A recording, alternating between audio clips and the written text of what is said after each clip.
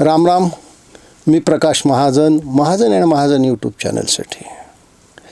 अमिताभ बच्चनच्या एक चित्रपटातला फार एक सुंदर असा संवाद होता त्याचा. अर्थात तो हिंदीत होता. पूत अगर सपूत तो क्यों धन संचय, पूत अगर सपूत तो क्यों धन संचय, पूत अगर कपूत तो क्यों धन संचय. जर पुत्र सज्जन योग्य क्षमतेचा निर्व्यसनी कार्यक्षम असेल तर त्याच्यासाठी पित्यानं काही करून ठेवण्याची गरज नाही. आणि पुत्र जर व्यसनी अकार्यक्षम आळशी असेल तर त्याच्यासाठी सुद्धा काय करून ठेवायचं. आता या म्हणीला महाराष्ट्राच्या राजकारणात एका म्हणजे फार मोठ्या राजकीय कुटुंबात बरोबर सध्या बसते बघा. स्वर्गवासी अजितदादा पवार यांच्या कुटुंबात असाच काहीतरी प्रकार चालू आहे असं वाटतं. बिचारे अजितदादा अकस्मात अपघातात गेले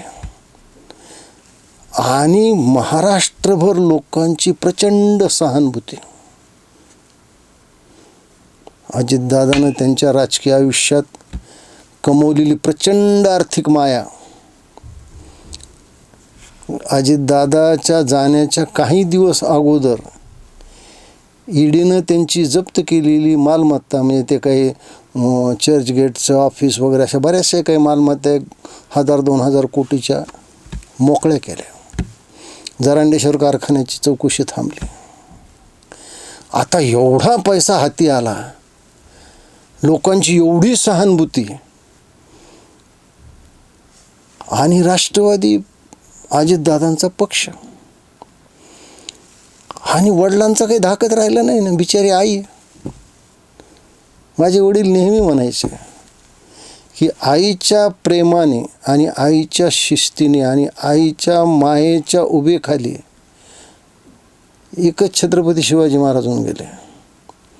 बाकी सगळे आईच्या प्रेमाने आईच्या मायेने बिघडलेले द्वारे जास्त आहेत. मी दोष सुनेत्राताईंना देत नाही, पण सुनेत्राताईच्या चेहऱ्यावर जे सतत तणाव, दुःख का आहे त्याचं आज कळालं. कर्तबगार पती गेल्यानंतरचं त्यांच्यावर झालेला आघात, ती वेदना, ते दुःख तर आहेच, पण ही 2 मुलं काय वागायलेत. म्हणजे दिल्लीतलं एक किस्सा तर लुटियन्स काय सगळ्या भागात चर्चेला जातो. आता माहीत नाही नेमकं त्यात सत्यता किती असत्यता किती, पण शेवटी काहीतरी पेटल्याशिवाय, काहीतरी धुमसल्याशिवाय धूर निघत नाही असं म्हणतात. म्हणजे काहीतरी तिथं घडायलं आहे किंवा घडलं आहे की महाराष्ट्रातल्या एका मोठ्या उद्योगपतीच्या स्त्रीलाच आपली आबरू वाचविण्यासाठी काय काय प्रयत्न करावे लागले. आता ह्याची सत्यता माहीत नाही काय आहे, पण ही वदंत नक्की आहे. दुसरे चिरंजीव तर जाहीरच करून बसलेत की मी 2029ला बारामती लढवणार आहे. मला सांगा, परवा एक बातमी आली की राष्ट्रवादी अजितदादा गटाच्या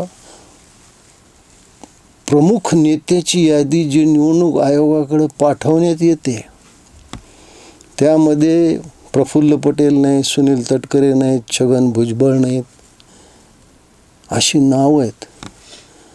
फक्त श्री धनंजय मुंडेचं कुठं नाव आलेलं माहीत वाचण्यात आलं नाही. बहुतेक धनंजय मुंडेनं अगदी आपल्या पलटूराम वृत्तीनं कुणाची तरी एका भावाची बाजू लावून धरली, त्याच्यामुळे त्या यादीतून वाचलेत. पण ही यादी ज्यावेळेस निवडणूक आयोगानं प्रसिद्ध केली त्यावेळेस काय दिसून आलं त्यात? राष्ट्रीय अध्यक्ष सुनेत्राताई, राष्ट्रीय सरचिटणीस पार्थ पवार आणि खाली राष्ट्रीय सचिव जय पवार. म्हणजे ज्या कित्येक अजितदादांच्या ज्ञात अज्ञात कंपन्या आहेत व्यवसायाच्या, म्हणजे आता हा अजितदादा राष्ट्रवादी गट त्यापैकी एक झाला का काय, की आई आणि 2 मुलाचे त्याच्यावर आहे.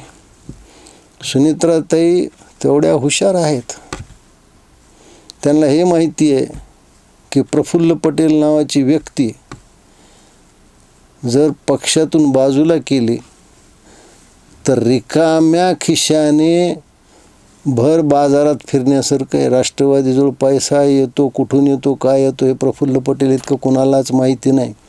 प्रफुल्ल पटेलच्या संबंधातूनच हे सगळं घडतं.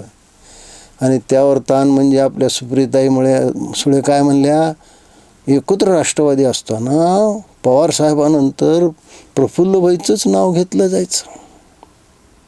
आता त्याला पुढे स्पष्टीकरण दिलं की ही प्रिंट मिस्टेक आहे वगैरे. ही प्रिंट मिस्टेक वगैरे काही नसतं, ते खडा मारून बघायचं काय होतं काय नाही.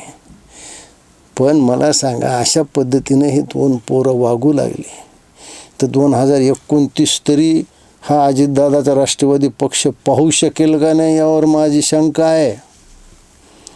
आजच एक बातमी वाचण्यात आली की ते पुण्याच्या काय कोरेगावच्या जमिनीच्या प्रकरणात पार्थ पवारचा 1% शेअर आणि त्याच्या मामे भावाचा 99% शेअर असलेल्या कंपनीला 23 कोटी रुपये स्टॅम्प ड्युटी भरावी लागणार आहे असं यांनी निर्णय दिलेला आहे. त्याच्यावर जो आयोग नेमला तर आता या आयोगाच्या निर्णयाविरुद्ध महसूल मंत्री माननीय चंद्रशेखर बावनकुळे यांच्याकडंच अपील होऊ शकतं.